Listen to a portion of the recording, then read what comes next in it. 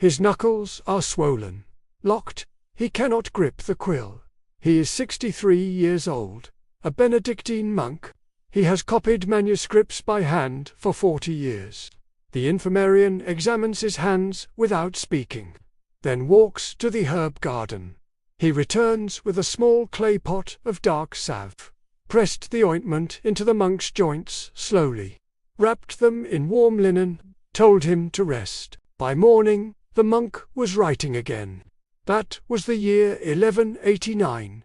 But salve still works. The ingredients cost less than $4, and $100 billion industry has spent decades making sure you reach for the pill bottle instead.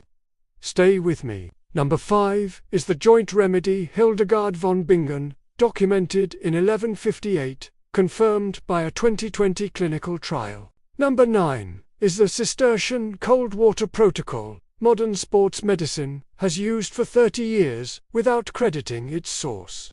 And number 13 is a kitchen spice that outperformed ibuprofen in a head-to-head trial. This list will change what you put on your joints tonight. Number 1. Rosemary oil, the monastery's deep heat salve. Every Benedictine monastery in medieval Europe maintained rosemary as a primary medicinal plant. Not for cooking, for joints. Infirmarians crushed fresh rosemary and infused it into olive oil, heated slowly, applied warm to swollen joints with firm pressure, the limb wrapped in wool to hold the heat. This protocol appears in infirmary records from England, France, and Germany from the 10th century onward. Standard care in communities where physical labor was constant and joint pain was common.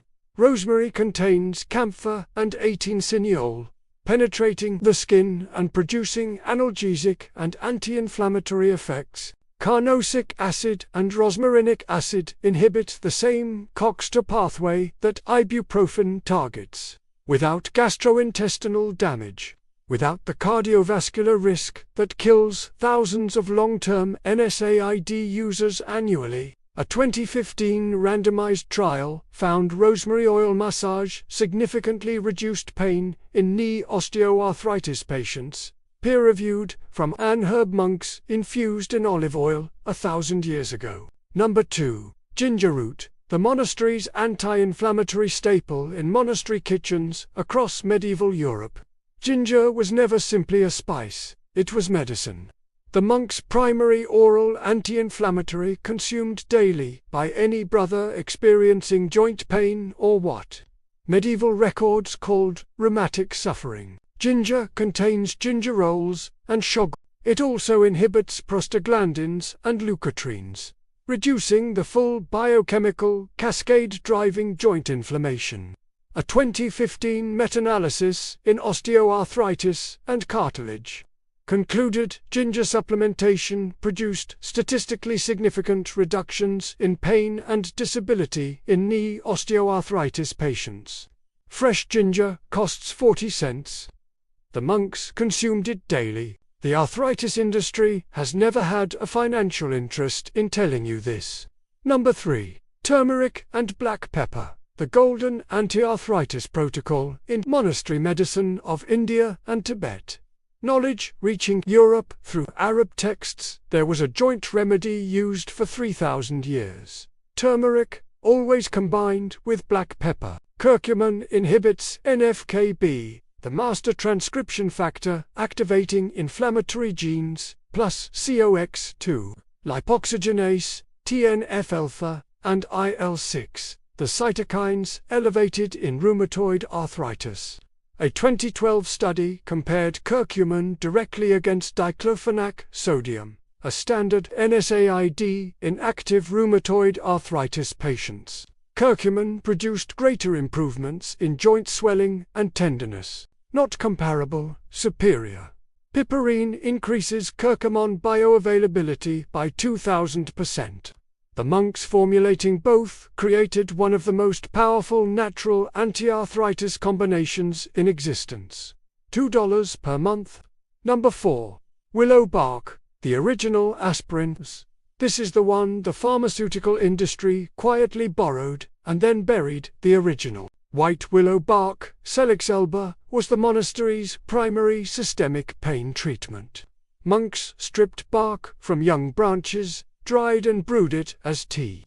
Documented in monastery herbals from the 9th century across Europe.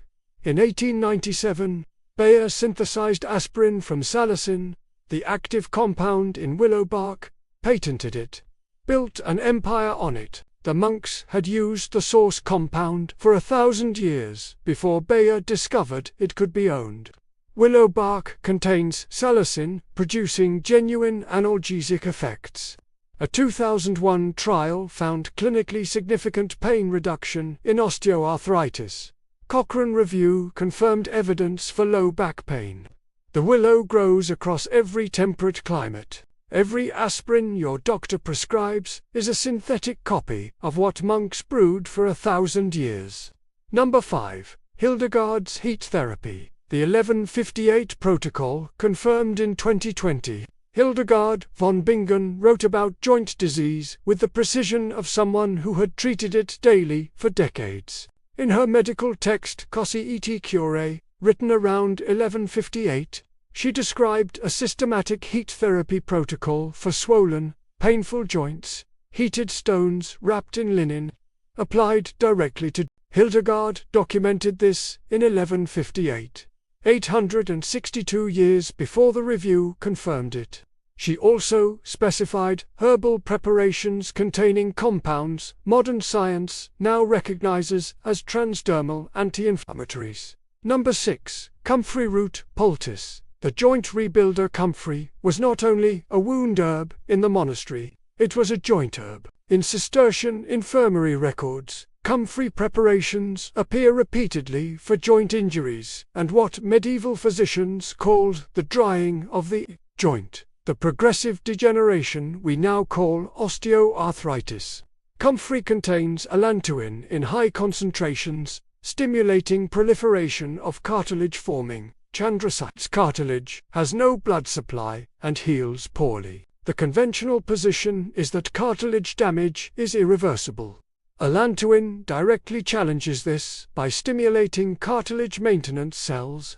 A 2004 trial found comfrey root cream produced 50% pain reduction in ankle osteoarthritis after 3 weeks, comparable to diclofenac gel. 3 weeks, from a root monks pressed into joints 8 centuries ago. This is the moment to stop. Every remedy on this list so far has been confirmed by clinical research. Every one validated by the same science the pharmaceutical industry uses to justify its products. So why do 350 million people live with chronic arthritis pain, spending billions on medications with warning labels longer than this script? Leave a comment. Tell me which of these you are trying first. The arthritis industry needs this hidden. Number 7. Boswellia, the sacred resin for sacred joints in monastery medicine of the Middle East and India. Monks harvested resin from the Boswellia sacra tree and considered it medically essential as gold, frankincense, applied to joints topically, consumed as extract in warm water. Boswellic acids inhibit 5-lipoxygenase, producing leukotrienes, more specific to joint inflammation than prostaglandins. Boswellia is mechanistically more precise for joint inflammation than ibuprofen. A 2003 trial found significant improvements in knee osteoarthritis pain, swelling, and walking distance within the first week of Boswellia extract. The monks considered this resin sacred. The pharmaceutical industry considers it a threat. Number 8. Nettle leaf, the painful plant that stops pain. This one requires a moment of counterintuitive thinking. Stinging nettle causes pain on contact, silica needles injecting histamine and formic acid into skin. Medieval monks used this deliberately. Urtication, controlled application to a painful joint. The initial sting was intense. The relief that followed, lasting hours, was documented as extraordinary. A 2009 study found nettle extract inhibited key inflammatory mediators. A 2013 clinical trial found it reduced NSAID requirement in arthritis patients by over 50%. The monks discovered this by necessity. After the labor of the day, brothers immersed inflamed joints in a structured protocol: cold, immersion, withdrawal, rest, repeat, cold water, warm infirmary air. The contrast was the therapy. Cold immersion causes vasoconstriction, limiting inflammatory mediator influx. Rewarming triggers vasodilation, flushing inflammatory byproducts from the joint space. This is contrast hydrotherapy standard in sports medicine clinics worldwide. It costs nothing. No prescription. No side effects. Practiced in Cistercian monasteries since the 12th century. Number 10. Devil's Claw. The African root. European monks documented African trade routes, brought one plant to European monasteries that was documented with particular interest. Harpagophytum, devil's claw, named for its hooked seed pods, adopted for its effects on joint inflammation. Harpagoside inhibits COX2 and 5-lipoxygenase simultaneously. A 2004 Cochrane review found strong evidence for osteoarthritis and low back pain. Germany's Commission E has officially approved devil's claw for degenerative joint disorders. Number 11. Pine needle tea. The Monastery Forest Pharmacy. The pine forests surrounding European monasteries were not only timber, they were a pharmacy. Pine needles from Scots pine were harvested by monks, steeped in hot water, and consumed daily by brothers with joint complaints. Pine needles contained significantly more vitamin C per gram than citrus. Vitamin C is essential for collagen synthesis, the primary structural protein of cartilage, tendons, and ligaments. Deficiency produces joint pain and cartilage degradation. Adequate intake is required for joint maintenance. Pine needles also contain alpha-pinene and proanthocyanidins, documented anti-inflammatory and antioxidant compounds, protecting joint tissue from oxidative damage. The monks drank pine needle tea through winter when other vitamin C was unavailable. A pine tree is available in almost every temperate climate on Earth. Number 12. Monastery fasting. The Arthritis Reset. The monastic fasting calendar was not only cardiovascular medicine, it was rheumatological medicine. Fasting reduces TNF-alpha, IL-6, and IL-1 beta, primary inflammatory cytokines in arthritis. It lowers insulin, reduces systemic inflammation, and triggers autophagy, removing damaged proteins from joint tissue. A landmark study found 1 week of fasting, followed by a vegetarian diet, produced more durable arthritis improvements than pharmaceutical comparison. A Benedictine monk fasted 150 days per year. Their joints were recovering at a cellular level. Modern rheumatology is only beginning to understand. Number 13. Ginger versus ibuprofen. The head-to-head trial. The industry ignored this deserves its own entry. Because what happened in 2015 should have been front-page news. A study compared ginger directly against ibuprofen in knee osteoarthritis. Ginger produced comparable pain. Number 14. St. John's wort oil, the pain nerve silencer. Most know St. John's wort as an antidepressant. The monks who used it topically for joints knew something different.